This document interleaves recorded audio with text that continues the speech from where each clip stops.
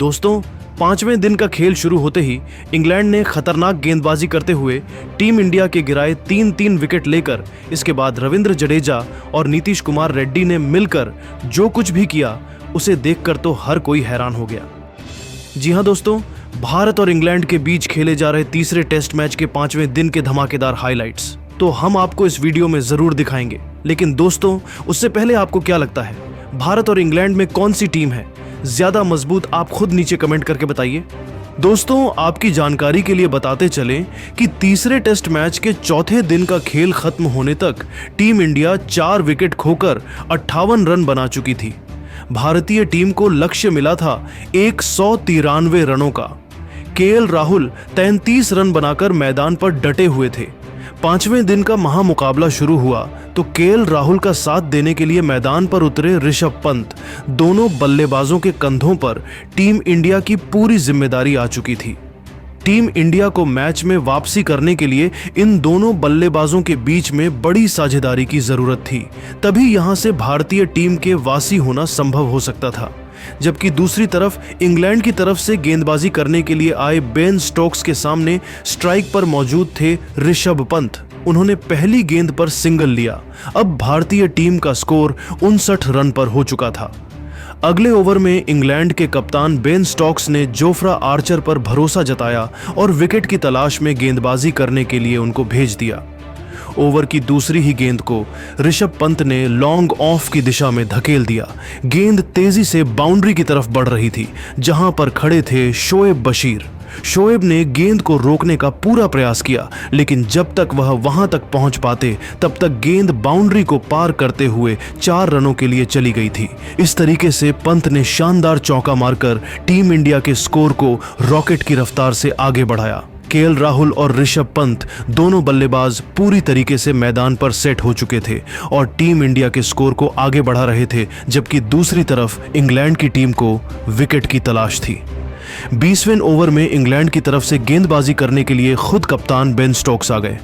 Over की पहली गेंद को केएल राहुल ने लेग साइड की दिशा में धकेलकर 2 रन चुरा ली। फिर चौथी गेंद पर सिंगल लेकर स्ट्राइक पंत को दे दिया, लेकिन बेन स्टोक्स ने इसके बाद शानदार गेंदबाजी करते हुए आखिरी 2 गेंद पर एक भेदन नहीं खर्च किया। 20वें ओवर में बेन स्टोक्स ने 3 रन खर्च किया। भारतीय टीम का स्कोर था 4 विकेट के नुकसान पर 66 रन। 21वें ओवर में इंग्लैंड के कप्तान बेन स्टोक्स ने नई रणनीति बनाई और फील्डिंग में बदलाव किया। साथ ही बॉलिंग अटैक पर जोफ्रा आर्चर को लगाया, लेकिन ऋषभ पंत ने ओवर की तीसरी गेंद पर सनसनाता हुआ चौका लगाकर टीम इंडिया के स्कोर को रॉकेट की रफ्तार से आगे बढ़ाया और इंग्लैंड की सारी रणनीतियों पर पानी फेर दिया। इसके बावजूद जोफ्रा आर्चर के हौसले काम नहीं हुए और उन्होंने शानदार वापसी करते हुए ओवर की 5वीं गेंद पर ऋषभ पंत को क्लीन बोल्ड करके उनके चारों खाने चित्त कर दिए।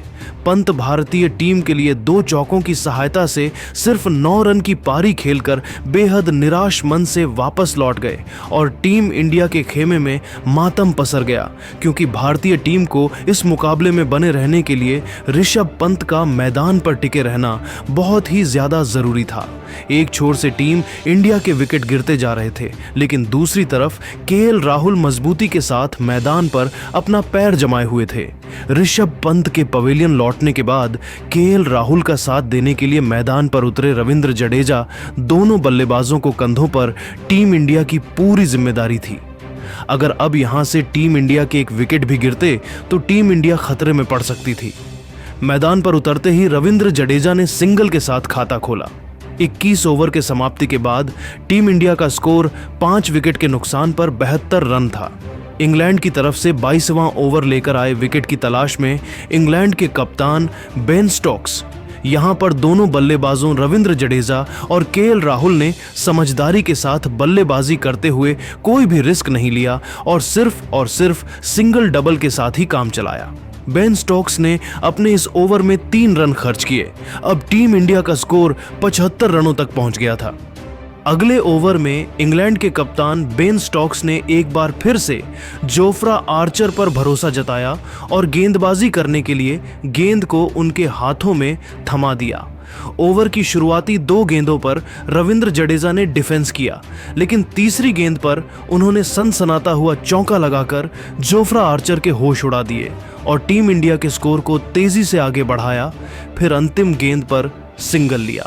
जडेजा ने अकेले जोफ्रा आर्चर की इस ओवर से 5 रन जोड़ लिए और टीम इंडिया के स्कोर को 80 रनों तक पहुंचा दिया। रविंद्र जडेजा काफी आक्रामक अंदाज में दिख रहे थे। ऐसा लग रहा था कि वह जल्द ही टीम इंडिया को लक्ष्य के काफी करीब पहुंचा देंगे। तभी इंग्लैंड के कप्तान बेन स्टोक्स ने 24वें ओवर में खुद गेंदबाजी करने के लिए आए। ओवर की तीसरी गेंद पर रविंद्र जडेजा ने सिंगल लिया। अभी स्ट्राइक पर आ चुके थे कि एल राहुल। तभी ओवर की 5वीं गेंद पर बेन स्टोक्स ने सबसे बड़ी मछली यानी कि कल राहुल को अपने जाल में फंसाया और उन्हें एलबीडब्ल्यू करके पवेलियन का रास्ता दिखा दिया। इस तरीके से टीम इंडिया के सबसे मजबूत स्तंभ यानी कि केएल राहुल का भी विकेट गिर गया। राहुल टीम इंडिया के लिए 6 चौकों की सहायता से 39 रनों की पारी खेलकर बेहद निराश मन से पवेलियन लौट गए।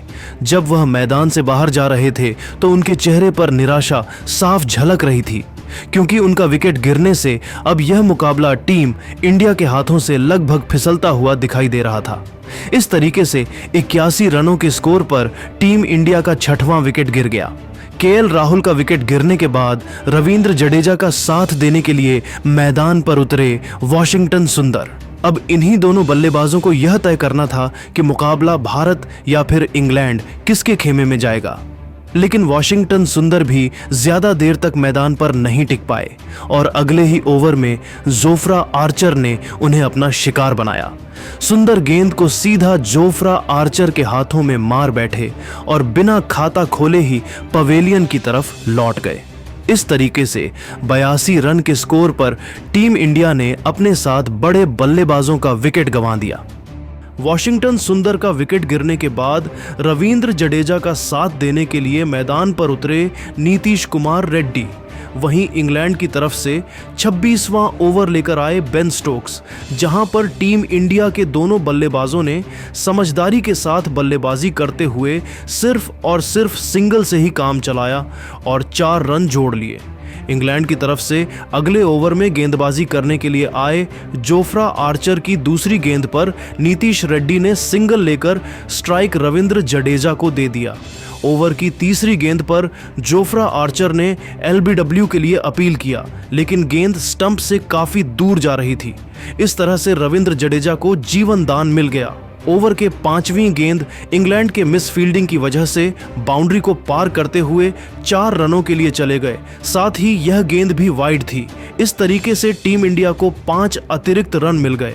वहीं जोफ्रा आर्चर को 5वीं गेंद दोबारा से फेंकनी पड़ी। 5वें गेंद पर जडेजा ने सिंगल लिया। इस तरीके से दोनों बल्लेबाजों ने शानदार खेल दिखाते हुए जोफ्रा आर्चर के इस ओवर से 7 रन जोड़कर टीम इंडिया के स्कोर को 93 रनों तक पहुंचा दिया। 28वें ओवर में बेन स्टोक्स ने शानदार गेंदबाजी करते हुए दोनों बल्लेबाजों को खूब परेशान किया और सिर्फ 1 रन ही बनने दिया। इसके बाद अगले ओवर में जोफ्रा आर्चर ने भी दोनों बल्लेबाजों को पूरी तरीके से जकड़ कर रखा और सिर्फ 1 रन ही खर्च किया। 30वें ओवर से दोनों बल्लेबाजों ने मिलकर 2 रन जोड़े। इस तरीके से 30 ओवर की समाप्ति के बाद टीम इंडिया का स्कोर 7 विकेट के नुकसान पर 97 रन बन चुका था। नीतीश कुमार रेड्डी और रविंद्र जडेजा दोनों बल्लेबाज समझदारी के साथ बल्लेबाजी करते हुए इंग्लैंड के हर गेंदबाज का सामना कर रहे थे और जिम्मेदारी के साथ बैटिंग करते हुए टीम इंडिया के स्कोर को धीरे धीरे आगे बढ़ा रहे थे। 31वें ओवर में इंग्लैंड के कप्तान बेन स्टोक्स ने गेंदबाजी में बदलाव किया और इस बार बॉलिंग करने के लिए ब्राइडन कार्स को बुला लिया। ब्राइडन कार्स के इस ओवर की दूसरी ओर तीसरी गेंद पर दोनों बल्लेबाजों ने सिंगल लिया, लेकिन इसके बाद ब्राइडन कार्स ने खतरनाक गेंदबाजी करते हुए दोनों बल्लेबाजों को खूब चकमा दिया और आखिरी 3 गेंदों में एक भी रन नहीं खर्च किया। 12वें ओवर में बेन स्टोक्स ने भी शानदार गेंदबाजी किया और सिर्फ 1 रन ही बनने दिया। 13वें ओवर में भी दोनों बल्लेबाज एक भी बाउंड्री नहीं लगा पाए। अगला ओवर खुद इंग्लैंड के कप्तान बेन स्टोक्स ने फेंका और यह ओवर मेडन रहा। भले ही नीतीश रेड्डी और रविंद्र जडेजा बाउंड्री नहीं लग रहे थे, लेकिन दोनों बल्लेबाजों ने सिंगल डबल की सहायता से धीरे धीरे टीम इंडिया के स्कोर को आगे बढ़ाया। 36वें ओवर में नीतीश रेड्डी ने अपने बल्लेबाजी करने का अंदाज बदला और ओवर की 5वें गेंद पर जबरदस्त चौका लगाकर टीम इंडिया के स्कोर को तेजी से आगे बढ़ाया। 38 ओवर के समाप्ति के बाद टीम इंडिया का स्कोर 7 विकेट के नुकसान पर 108 रन बन चुका था। 39वें ओवर में नीतीश रेड्डी ने अकेले 4 रन जोड़े। इसी के साथ अब पहले सेशन समाप्ति की तरफ बढ़ रहा था। इंग्लैंड की तरफ से पहले स्टेशन का अंतिम ओवर लेकर आए क्रिस वॉक्स। उनके सामने स्ट्राइक पर मौजूद थे नीतीश कुमार रेड्डी। खतरनाक गेंदबाजी करते हुए क्रिस वॉक्स ने ओवर की तीसरी गेंद पर नीतीश रेड्डी को अपने जाल में फंसाया। गेंद नीतीश के बल्ले से लगाकर सीधा जैमी स्मिथ के हाथों में चली गई और टीम इंडिया का 8वां विकेट गिर गया। नीतीश भारतीय टीम के लिए एक चौके की सहायता से सिर्फ 13 रन ही बना सके। इसी के साथ लंच ब्रेक हो चुका था। लंच ब्रेक होने तक टीम इंडिया का स्कोर 8 विकेट के नुकसान पर 112 रन था। रविंद्र जडेजा 17 रन बनाकर मैदान पर डटे हुए थे। अब देखना यह था कि क्या टीम इंडिया लंच के बाद वापसी कर पाएगी या फिर इंग्लैंड भारतीय टीम के बचे हुए 2 विकेट चटकाकर मुकाबला को अपने नाम कर लेगी। लेकिन दोस्तों, अब आपको क्या लगता है, भारत और इंग्लैंड के बीच खेले जा रहे इस टेस्ट सीरीज को कौन सी टीम जीतेगी? नीचे कमेंट करके बताइए और क्रिकेट जगत से संबंधित ऐसी ही नई वीडियो के लिए हमारे चैनल को जरूर सब्सक्राइब करिए। धन्यवाद।